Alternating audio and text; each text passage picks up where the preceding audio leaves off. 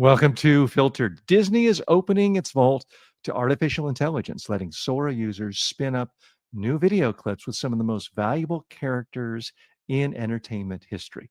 Canada is rolling out the welcome mat for frustrated U.S. H-1B workers, just as Washington unveils $1 million gold card for only the already wealthy. New U.S. plans could force foreign tourists to hand over years of social media history, raising questions about privacy, security, and the future of a multi-billion-dollar travel industry here in the U.S. AI is reshaping politics and media, from buggy Washington Post robo podcast to Gavin Newsom's handcuffed Trump deepfakes. And from Bulgaria's streets to Indiana's state house, signs that pushback against strongman politics is starting to bite. All that and more today on Filtered. It's going to be a fun filled show broadcasting to you today from Vietnam. Welcome to Filtered with TJ Walker.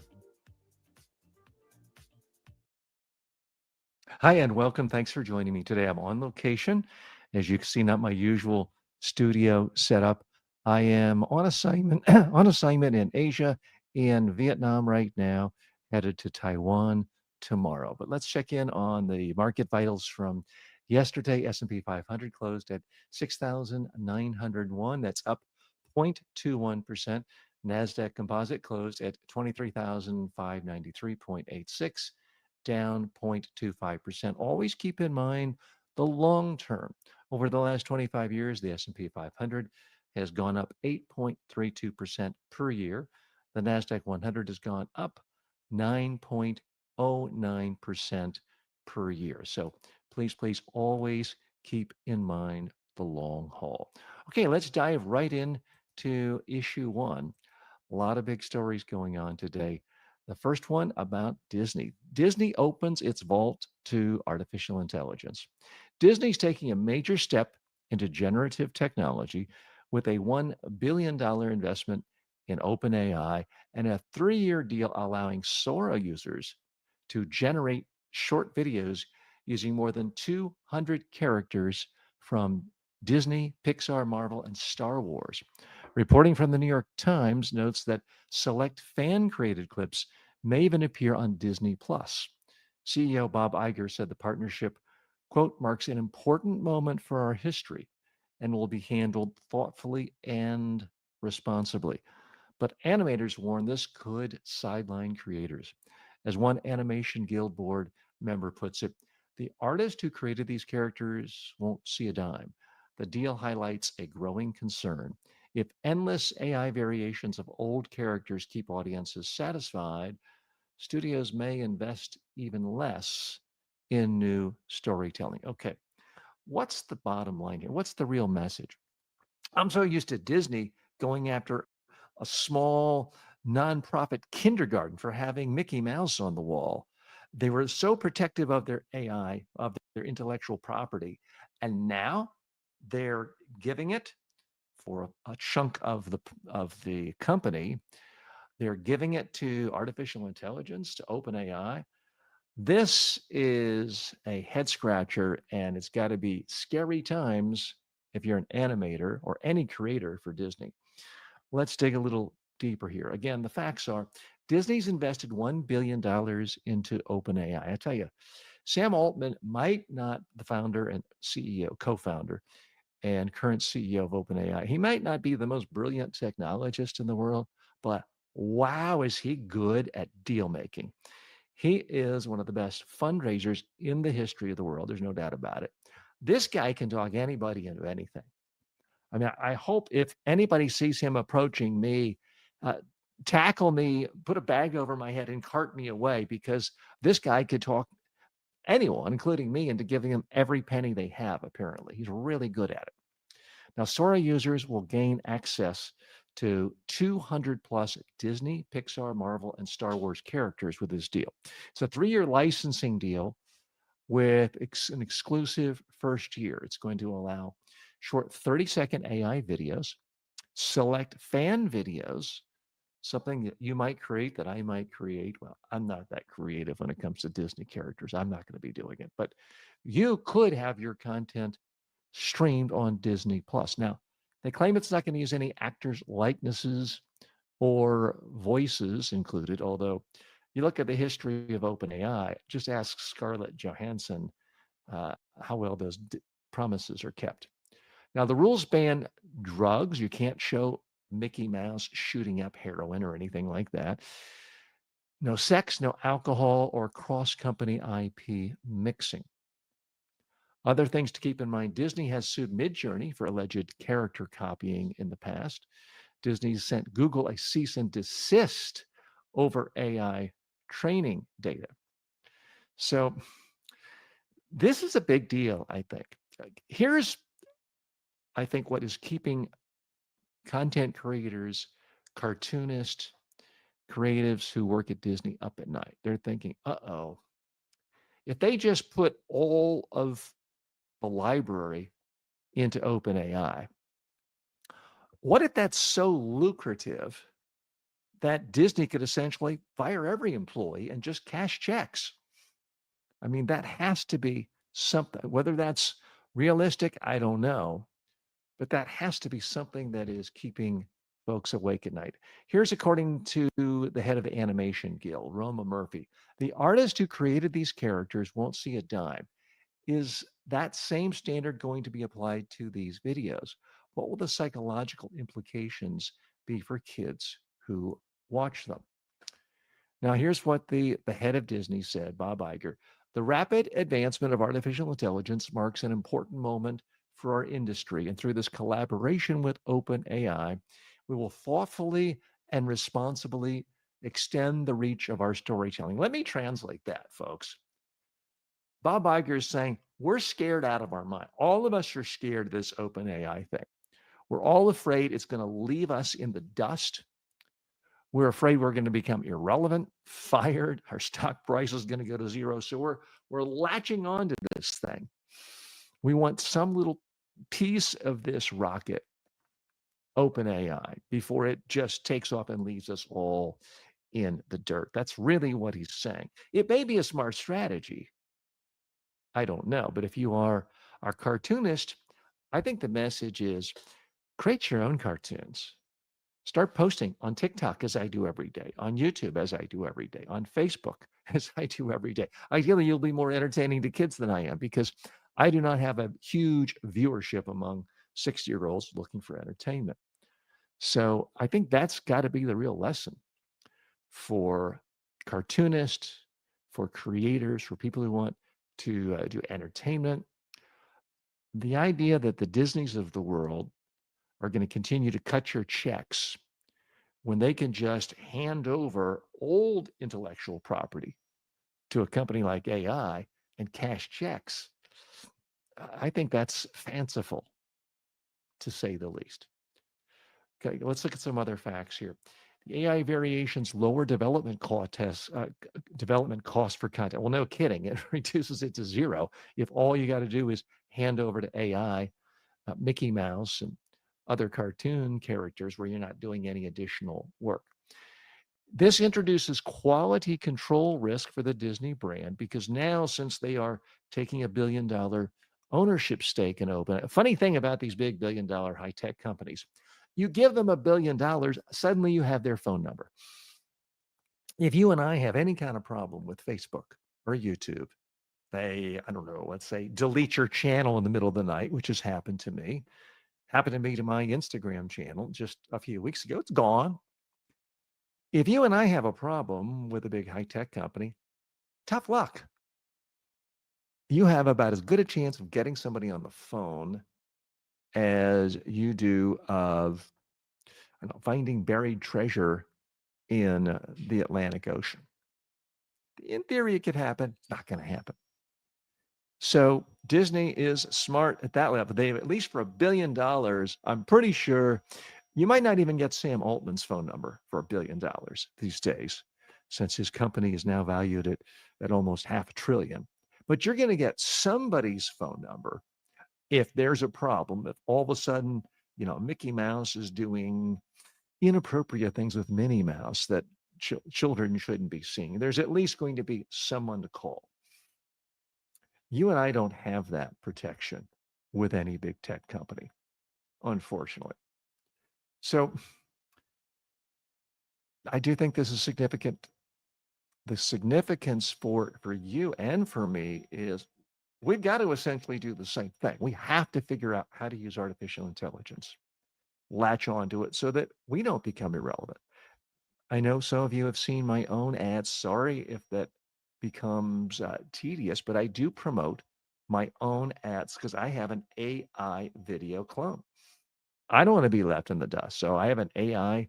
In fact, I'll run an ad in just a moment where I tell you, call TJ the AI clone, the video clone. He can coach you, train you, rehearse you, a lot less expensive than if you want to hire me because it's free, at least the first few times you go there.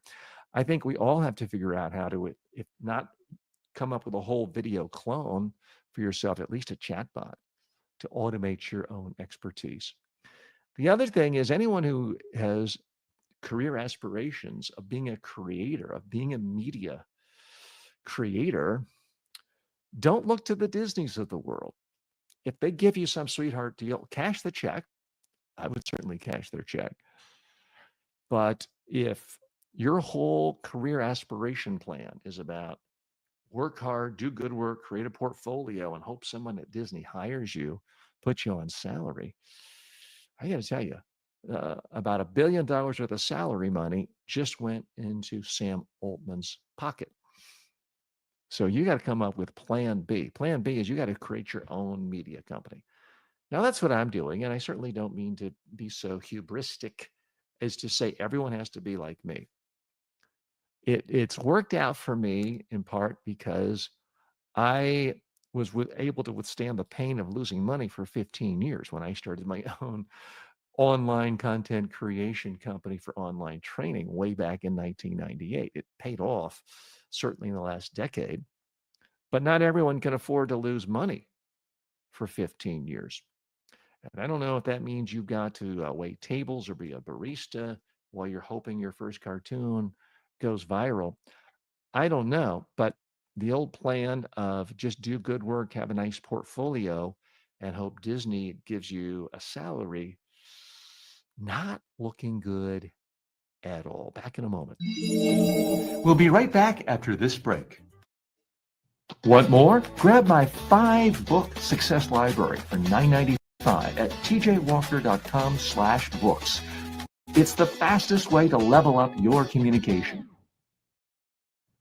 Imagine being the most confident person in the room, whether you're on Zoom or on stage.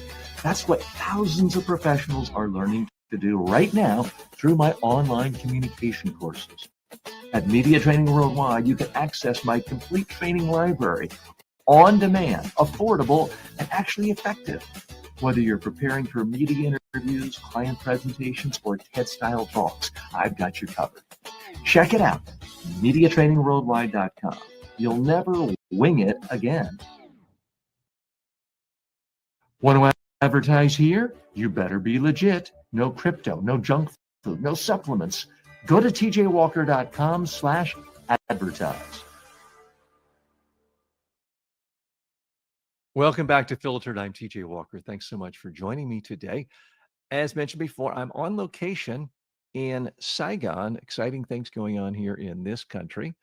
And we'll be headed over to Taiwan tomorrow. Issue 2, Canada's courts. Canada is in the news. Canada courts U.S. talent as America raises the price of entry. Canada is launching a major bid for global researchers, fast-tracking immigration for H-1B visa holders and investing $1.2 billion to lure top scientists from American universities.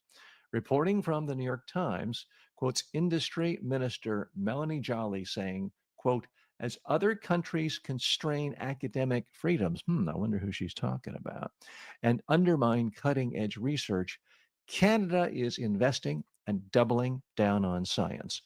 Meanwhile, the U.S. has debuted its gold card offering, and yes, it does have a picture of President Trump right on it. It's offering expedited residency only to immigrants who can pay $1 million plus a $15,000 fee. The contrast is stark. Canada promises stability and opportunity. The U.S. is limiting entry to the already rich. As Jolly also told the Times, if you want to live in the best country on earth, come to Canada. The question is whether America is now pricing out the next generation of innovators. Okay, what's the real message here? Canada, pretty smart. They see a real opportunity. They're seeing Americans push out their best and brightest, roll up the welcome mat, no longer letting in striving, really smart, aggressive, well educated young people who are at the beginning of their career. Canada's saying, we want them. The United States is saying, if you're old and you've already hit a jackpot and you're ready to just sit around the pool, come to us. This is not a good thing for America's long term intellectual infrastructure. Let's dig a little deeper here. Now, I am not against letting some people in who can pay $1 million fee. I think every country should have the right to decide, various criteria of who they want in. And the United States already lets more people in to its country every year than all other countries combined. At least we did until the last year or so. So the United States has already historically been generous there, but it's obviously changing. So here's the real problem. America is successful in part. Yes, we have a great landmass. Yes, we have good ports. Yes, we're blessed to not have enemies to the north or south invading us all the time. Unfortunately, most countries around the world do. But we've also benefited extraordinarily from the fact that we attracted the best and the brightest from all over the world regularly. Now, let me remind you some of the people who came to the United States in the past who would not have been able to pay $1 million. They wouldn't be eligible if they were trying to get in today. Sergey Brin, okay? He immigrated as a child from the Soviet Union. Do we really want to say, gosh, Sergey, you don't have $1 million. Go create Google for Putin. Would that have been a good thing? I don't think so. Elon Musk. Now, I have a beef or two with Elon Musk, as I'm sure some of you do as well. But he wasn't fabulously wealthy when he came here as a student many decades ago. Andrew Carnegie, he came penniless from Scotland. So you don't want US Steel? Okay. Jerry Gang came from Yahoo, arrived from Taiwan, not even speaking English. So again, here's the problem with saying you got to pay $1 million to get in. You're getting people who've already won the lottery. What incentive do they have to work hard? Elon Musk came here. He was really hungry. Sergey Brin came here. He was hungry. Who else? Andy Grove, founder of Intel. I'm sure you've heard of him. He fled Hungary with limited resources. Ariana Huffington struck it big with the Huffington Post. She didn't come here rich when she came to the United States. The founder of eBay, child of immigrants, not a millionaire when he came in. Patrick and John Collison, founders of Stripe, they were students, not wealthy investors. We want rich people to come here and spend money on restaurants and services. Yeah, nothing wrong with that. But when it's crowding out hungry, ambitious, smart people, making it difficult for them, that's a real problem. Now you can say, well, TJ, these people can just get sponsored. Google can sponsor them. Amazon can sponsor. Yeah, they could. The problem is many of the most ambitious young people in the world don't want to go work for some big company that's already figured out. They have their own dreams, their own plans, their own vision, and they're willing to eat the ramen noodles to make it happen. Those people are now going to do it in Canada. I hate to tell you. I've seen this firsthand.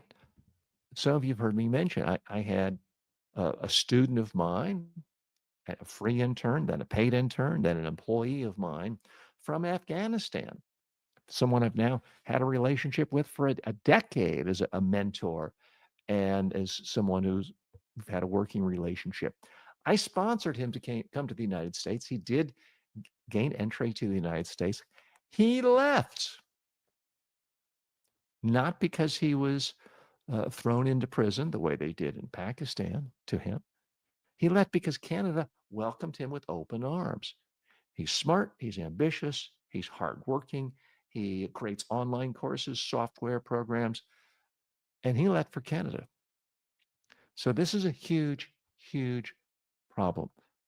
America is a rich country. Depending on the metrics, it no longer really has the largest economy if you really look at gross national product, because China has so many more people. But by many metrics, the United States is still the wealthiest country in the world. Well, why is that? Yes, we have the biggest tech companies in the world.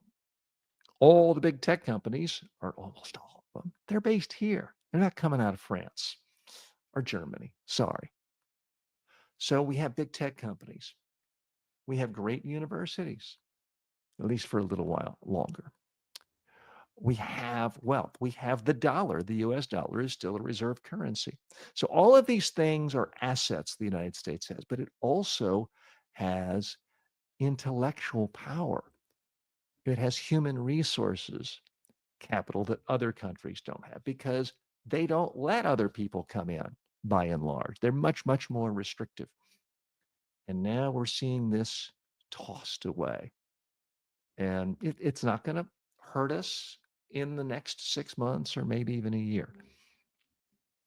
But ask yourself, look at your 401ks right now and ask yourself, how would it look if we could go back 20 years or 25 years and no Google in it, no Microsoft in it, no Amazon in it? How would your 401k look? I can tell you it would be down way. We would see mediocre growth at best. You wouldn't be seeing 9, 10% a year growth in your stock portfolio for the last generation. You'd see things probably flat or maybe 1, 2, 3%. If we had decided not to let aggressive, hungry, and frankly, poor immigrants into this country who wanted opportunity and were willing to work hard. So again, the problem is if you got an extra $1 million in cash sitting around, okay, maybe you could still be an active or a productive real estate developer or something.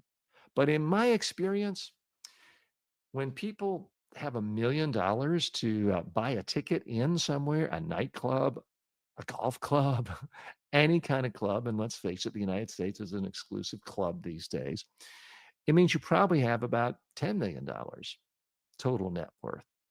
And it's very, very rare to see someone worth $10 million who's willing to work 7 days a week, 20 hours a day to create the next big thing. And that is the problem with this Trump golden ticket. It's really limiting us to people who've already made it. What makes America great, what makes our economy so thriving is we provide an opportunity for the most aggressive, intelligent, hardworking, ambitious people in the world to make it here. And our new policies are essentially saying, no, sorry, go be aggressive, go do your startup in another country. We'll get you on the tail end when you're spending a lot more time thinking about how to decorate your third home rather than how to create a company that could employ thousands or hundreds of thousands of people. Okay, coming up in just a moment, we'll be talking about other things the United States is doing to chase people away, namely, make it really, really uncomfortable for tourists to come in America. That in just a moment. Filtered is brought to you by the following. Want to advertise here? You better be legit. No crypto, no junk food, no supplements. Go to tjwalker.com/advertise. Want to become a better speaker, leader, or communicator? Start with the TJ Walker Success Library. It's 5 of my most practical books, covering everything from public speaking to media interviews and persuasive messaging, all for only $9.95. I've trained presidents and Fortune 500 CEOs, and now you can get the same wisdom in a fast, affordable format. Go to tjwalker.com/books and download your copies instantly. Thanks for listening.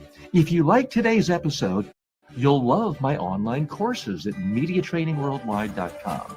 Check them out now and level up your skills. Welcome back to Filtered. New tourist screening rules could cost the U.S. billions of dollars. U.S. Customs and Border Protection is proposing a major expansion of vetting for visitors from visa waiver countries, requiring up to 5 years of social media history, along with a decade of email accounts and detailed family information. According to the New York Times, industry officials were not briefed before the proposal, which one travel leader called, quote, a significant escalation in traveler vetting. The U.S. economy is massive. Tourism generates, or the travel economy is massive, I should say. Tourism generates roughly $170 to $200 billion in annual export revenue and supports millions of jobs. Policies that deter visitors could hit states like Florida, where I'm based, where Disney World and a lot of Trump supporters are based there. It's where Disney World alone anchors a tourism sector worth more than $100 billion a year, according to some estimates.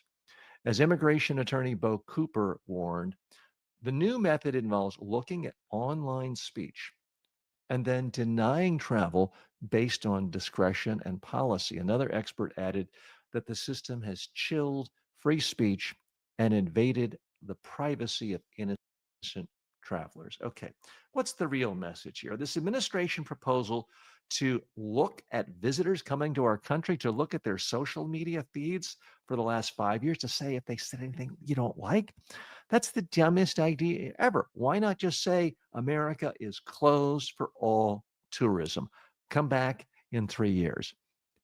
Let's dig a little deeper here. Now, this is getting out. I can tell you, I was on a tour. I'm currently on assignment and on vacation in Vietnam. I was on a tour group yesterday and talking to a couple from Great Britain. They love to travel. They travel all over the world. They were talking about this. They're like, wow, that sounds crazy. And these did not seem like radicals to me. One gentleman ran a restaurant. His wife worked as an executive at a pharmaceutical company. These were not people a part of some radical political regime changing faction. These were mainstream successful capitalists in Europe who have a lot of spending money, discretionary money, to go on vacations. And I can tell you right now, they are disinclined to come to the United States. The idea of someone going through every single social media post and what's going to be the criteria to get you banned? You made fun of dear leader, so now you can't come to the United States and spend 10, 20, maybe $30,000 on a luxury vacation for you and your family. It's odd. Now, it is true that if you're in another country, you don't have First Amendment rights, but it really sends a chilling message to people, and a very contradictory message, though. We're the land of the free, freedom of speech. Government should not have overreach telling people what to say and what to think, and then say, oh, but you said something we don't like, criticizing someone, so we're not going to let you in to the United States to go to Disney World or go to Disneyland or go to see the Dallas Cowboys football team. I'm trying not to say New York City because some people might say, well, yeah, we don't want to support those liberals in New York City or California. So I'm mixing it up here, folks, because there's a lot of oxen, I should say, to be gored if this actually becomes reality. Telling foreigners they can't come and spend money in the United States. Now, let's look at some more of the facts here. The proposal, and I should say it's just a proposal, would require 10 years of emails. First of all, how do you even gather up 10 years of email? I look at the email I've received and sent in the last 10 days. Who wants to go through that? And who wants anyone reading every email you've sent? I know I don't. Now, we've seen people have their entire careers destroyed because of emails. And a lot of people I know are thinking, wow, that could be me if someone saw every email. Now, I don't think there's any email I have that would make a foreign government, well, with a few authoritarian exceptions, because they don't like any criticism. I don't think I have any email that would make any serious country that cares about individual rights think I would be a danger to come in. But I could tell you there are plenty of emails I've sent that I wouldn't want any human being, certainly a government official who doesn't know me, reading. What do you think? Would you really want anyone reading every email you've sent in the last 10 years? That sounds bizarre. Now, there's also something called a $250 visa integrity fee. Sounds like a bribe to me. Anytime you want to get a bribe and you're slapping on a label like integrity, sounds pretty bizarre to me. Okay, according to Sophia Cope at the Electronics Frontier Foundation, quote, it has not been proven at finding terrorists and other bad guys, but it has chilled the free speech and invaded the privacy of innocent travelers, along with that of their American family, friends, and colleagues. I guess she's referencing where this has happened in other places. A few other stats to keep in mind. As I mentioned, according to some estimates, U.S. tourism generates as much as $200 billion in money to this country. And if you're going to increase screenings, a couple of things. A, presumably they're going to keep some people from coming in. We don't get their money anymore. B, some people are going to say, I don't even want to bother with this. These people sound like extremists. They talk about land of the free. This sounds like land of the totalitarians. So it's going to have a big, big negative impact. Long approval delays may push travelers toward Europe or Canada. Guess what? Canada's a great place. I love it there. Even though I'll have to tell you another time, I was deported from Canada once, but we don't have time for that. Canada is a fantastic country, and Europe, anyone who talks about how awful Europe is, I can tell you, has never been to Europe. Does the United States want to emulate every aspect of Europe and their economic growth rate or their tax rates? Not necessarily. It's a great place to visit. Absolutely. Now, some other facts coming in.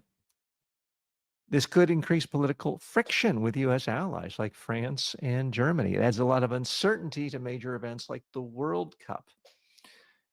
And the entire travel industry, as if they didn't have enough trouble. I mean, some of them are just now recovering from all the losses they suffered during COVID. And now they got to think about discouraging millions of visitors. This sounds like an absolutely horrific idea.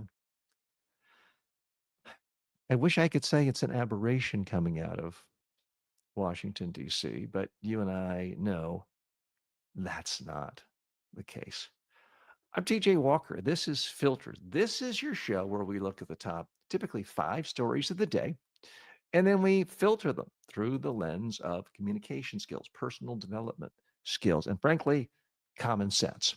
Together, you and I are trying to make sense of the world. try to figure out what's really going on. What do we need to know? What are the messages we're being told by people in authority, and companies and brands? And what's the real message underneath it all? That's what this show is about. If you find it useful, please leave a comment, subscribe, follow. If you're new listening on the podcast, we're relatively new on the podcast platform. So please subscribe, follow, and leave a review. Back in just a moment. Want to communicate like a pro? Go to MediaTrainingWorldwide.com. Millions have already transformed their speaking skills. Why not you? This show doesn't run on a lot of corporate sponsorships or big media backing.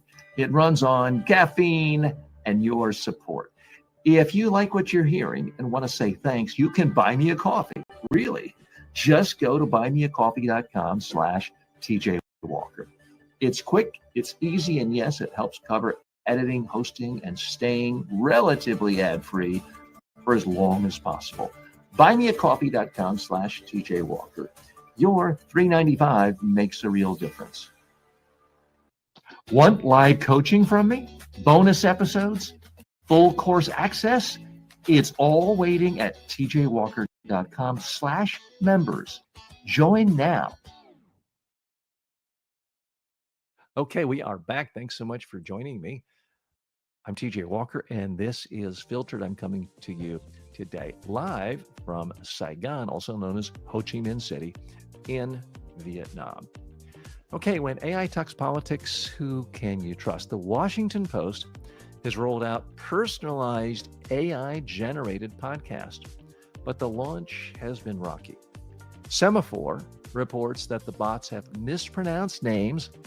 Now, confession, I've done that occasionally. So I guess if human beings can do it, AI bots can do it as well. They've misattributed quotes and even invented lines, prompting alarm inside the newsroom. The Washington Post head of standards called the errors, quote, frustrating for all of us, while one editor wrote that the product deliberately warps its own journalism at scale. At the same time, AI is fueling sharper partisan warfare after the White House used SZA's big boys over an ICE cuffing session video. California Governor Gavin Newsom answered with his own AI generated clip showing Donald Trump, Pete Hegseth, and Stephen Miller in handcuffs. You've got to look at it. I'm not going to show it here for a variety of reasons, but look at it. It is disturbing at some level. Some of you may find it wildly amusing. Some of you may find it troubling. Some of you may find it both. But it is a sign of times to come. Together, the episodes show newsrooms and politicians racing to weaponize synthetic audio and video, while accuracy, consent, and trust struggle to keep up. Okay, so this relates to one of our stories earlier today about Disney giving away all of its characters to OpenAI. We are seeing company after company, big, medium, and small, I guess I'm included, giving their content to the AI powers that be, creating content, hoping to cash in or at least not become completely irrelevant. Now, the Washington Post has a lot of very articulate, intelligent people who do podcasts. Washington Post even has its own fast TV network. So they're used to creating video and audio. They have their own podcast, but they want more. And I have to think, while I've not talked to their publisher, they're thinking, we got to prepare for a day when all of a sudden other people are putting out 10 million AI podcasts a second. We're going to get lost. We're going to drown in that sea if we're not also creating a lot. The problem is sometimes the content messes up. Now, confession, I know this firsthand. I have my own AI generated video audio clone. Sometimes it gives information that's not correct. Now, I correct it. If I'm alerted to that, I can go in and say, don't ever say that again. I can correct it. But sometimes it's made mistakes. I apologize. I do let you know it's a possibility.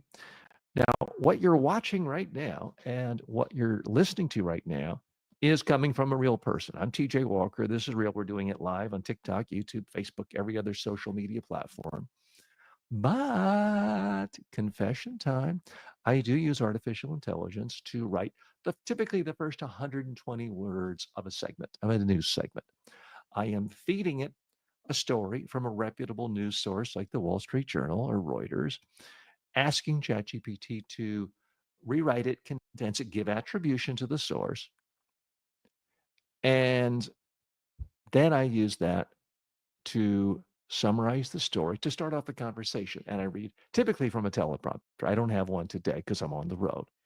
But it has occasionally messed things up. It has referred to President Trump as former President Trump. Well, he's not former President Trump at the moment. I realize a lot of people are looking forward to him gaining that title again, but it's factually incorrect. And I've caught it before it came out of my mouth. So I try to correct things.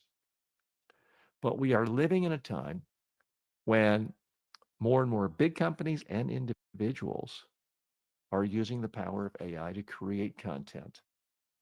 And the real danger, of course, I mean, the biggest example of danger is a leader of a superpower seen in a video in a way that looks like it's completely new and real, coming from the White House or from the Kremlin, saying we begin bombing an enemy, and everyone thinks it's real. And then that country said, well, time for mutually assured destruction. Their leader is saying they're bombing us. We have no choice. We have to bomb them. And it was all AI generated. Now, you could say maybe there are intelligence forces within governments that are powerful enough to have nukes to check on that. But it certainly could cause riots. It could cause hysteria. It could cause lynch mobs to really attack people. Now, as much as I find Governor Gavin Newsom entertaining, interesting, and articulate, and deserving the position right now to be seen as, if not the leader of the Democratic Party, certainly one of the top tier candidates for 2028, and certainly someone who deserves the title of a leader of the Democratic Party. I am a little bit troubled by the use of AI video showing current political leaders in power doing things that they're not doing. Now, he's showing President Trump, War Secretary Pete Hegseth, Stephen Miller handcuffed, sitting in the street, sitting on a curb, being taken away to jail, presumably in the back of a car. And obviously, this hasn't happened. I don't think it's going to fool that many people. And depending upon your politics, it's wildly amusing. My concern is for other political campaigns where the candidates are not as well known. Let's say it's a highly contested congressional race, and let's face it, in most congressional districts in America, people don't even know anyone running for Congress. They don't even know what they look like. So if it's a close race, and at the last minute, let's say I'm running against you, and you're a great person, honest, ethical, and we're completely tied in the polls, and I'm panicking because I don't want to lose, and I just show you a video of you uh, beating and lighting your next door neighbor's dog on fire, and I just use AI video to do it, and I'm sending this out the night before the election. Look what candidate Smithers has done. Vote for TJ. He loves dogs and he'll take care of your dogs. That could change votes. People would be so outraged. Again, if they don't know, if they've never heard of you before, they don't know me, they don't know you, and they see this video of you and it looks just like you, a real person, and I perhaps put a nice news label so it seems like the most reputable news organization in your town showing it, it could change a lot of votes. It could change minds. And in close elections, You don't have to change that many votes to change the entire outcome. So this is why I think we may need some regulation. Regulation doesn't solve every problem. It cannot get rid of every piece of unethical activity in the world. But this gets down to the fundamental pipes, if you want to think of it that way, of democracy. If people don't really know what's going on with candidates, with their positions, their statements, their facts, their accomplishments, their baggage, if they don't really know what's real, then the entire premise of democracy and voters making informed decisions is out the window. That's the real problem here. Let's look at a few more facts here going on with this issue. Regulatory and industry standards for AI use in journalism and politics remain thin. There's no doubt about it. There's going to have to be some regulation, at least at the higher levels,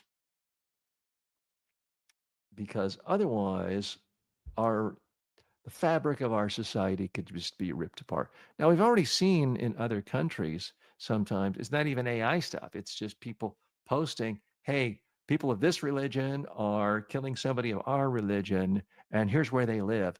Boom. They are attacked, and in some cases, death.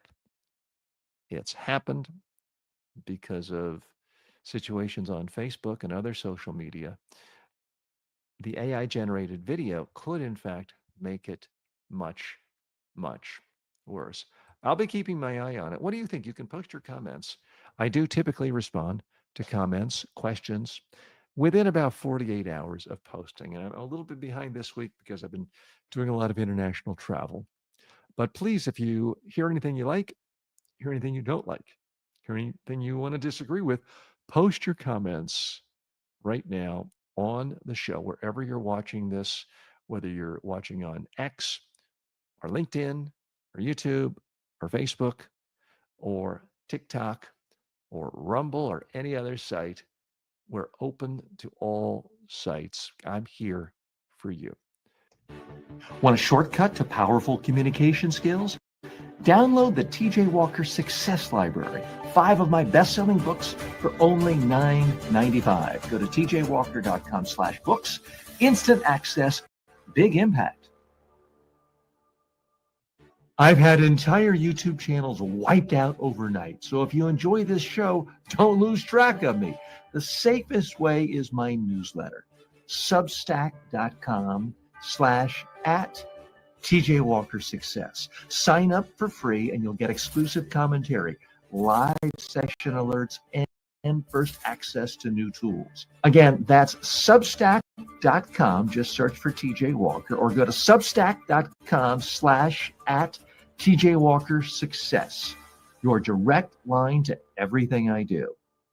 Hi, and welcome back. We'll end the show today as I do every day, which is taking questions from you. The reason I'm here and my main background is in helping people all over the globe improve communication skills and personal development skills. I have 12 million student enrollments for my online course. So we end the show each day by taking questions from you, my students, on something that doesn't relate to the news. Sometimes I get sick of the news. I'm sure you can get sick of the news. Let's step away from it and focus on something that can make us be more successful. So if you are shaping the news or you're just quietly doing your own work in your own community, you'll have more skills. So this question comes from Praship, who is a student in my course, the Complete Job Interviewing Skills Masterclass course. The question is, what new interviewing strategies in the updated course can help candidates stand out in today's competitive job market? Well, Praship, if you're in a job interview, the number one thing I can think of is be relevant to today. It means don't just use AI to find out what's new with the company or if they're in the news, what they've done. You should be doing that, obviously. Maybe come to the table with suggestions on how you can help that company using AI. Now, they may have already thought of it. They may think it's a bad idea. But for example, if I were hiring a new trainer for media training worldwide, my corporation, and someone came to me and said, hey, here's what I like about what you did, and here's what I like about your books and all the things that maybe other applicants said. But they then said, okay, and I asked ChatGPT, what would be 10 great ways of marketing myself if I worked as a trainer for media training worldwide? And came up with this idea, this idea, this idea. And the two I'm most excited about are, and you were in the job interview talking to me like that, you'd get my attention because you'd be showing that you care about me and my business. You'd be showing that you're not just giving lip service to AI, but you're used to using it, applying it, and you're trying to think about what are the best ideas AI has to help my own bottom line. That's something I think anyone can do these days. Is there a chance someone might think you're presumptuous or the ideas are bad? Yeah. But I would remind you, Praship, your number one danger, number one mistake everyone makes in a job interview, the most common mistake is not being memorable at all. The person interviewing you interviewed 9 other people in the last 2 days. Now the weekend has come. They've got to give an assessment to their boss about who to hire, who should be the top 3 applicants, and they don't remember a thing you said. So I'm willing to take that risk, and I think you should be as well. So that's my big advice to you is think about how you can come to the table in a job interview where you're actively giving ideas to the person interviewing you about how you can do a job for them better, how you can help the organization.